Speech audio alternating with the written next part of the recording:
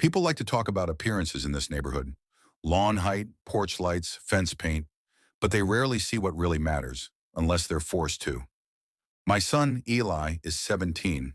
He doesn't speak, he doesn't walk, he uses a wheelchair, communicates with his eyes using an eye gaze device, and needs help with almost every daily task. To some, that's all they see. To me, Eli is a genius. His mind works on a frequency most people miss.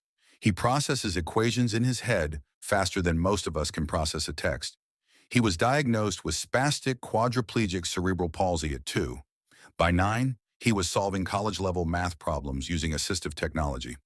At 15, he submitted a complex solution to a fluid dynamics problem that was later verified by a research team affiliated with a NASA summer initiative.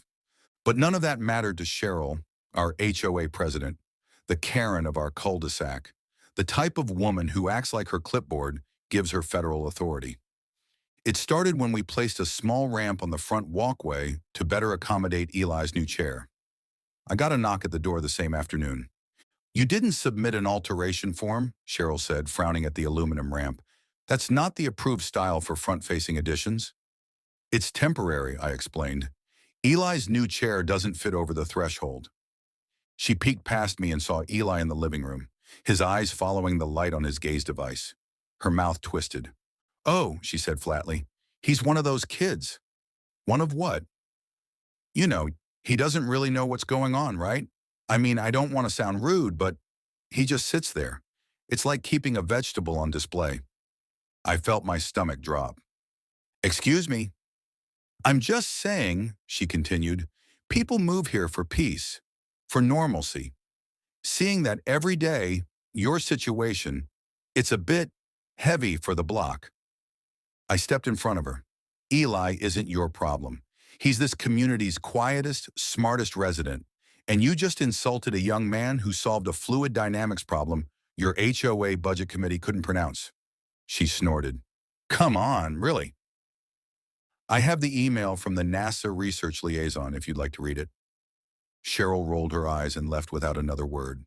I was shaking. I didn't tell Eli what she said. He could see it on my face anyway. Later that week, during the monthly HOA meeting, I brought Eli with me.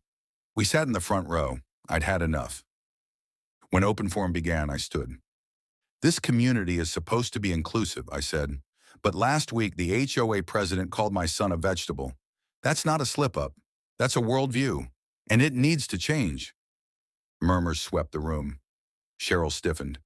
"You're misrepresenting—" "I have no interest in opinions. I'm here for facts, like the one where my son, Eli, submitted a solution to a mathematical modeling challenge used in NASA-level propulsion design, and was right." I turned the projector on and displayed the confirmation email from the university's aerospace team, then a photo of Eli at his adaptive workstation, solving equations with his eyes. Silence, then applause. The board voted that night to formally reprimand Cheryl for conduct unbecoming of her role. Within a month, she resigned under community pressure. We had more volunteers than ever for inclusion and accessibility planning. Eli never said anything about the incident. He didn't need to. His work, his presence, his brilliance, those are louder than ignorance ever will be. He didn't just solve an equation. He solved a bigger problem, a neighborhood that needed to learn how to see again.